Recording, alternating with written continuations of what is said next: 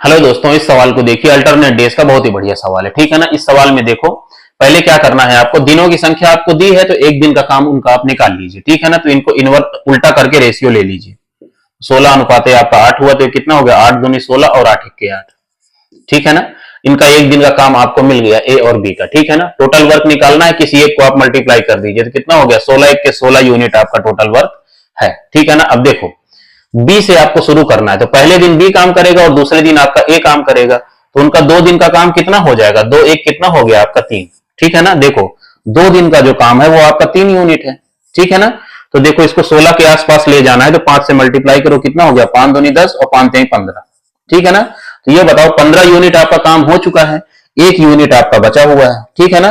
तो एक यूनिट कहां, बी से हम शुरू कर रहे हैं तो बी देखो एक दिन में आपका एक यूनिट काम कर रहा है, तो बी उसको आपका एक दिन में पूरा कर देगा, तो इधर भी आप एक जोड़ दीजिए तो कितना हो गया, 11 दिन में वो आपका 16 यूनिट आपका काम पूरा हो जाएगा।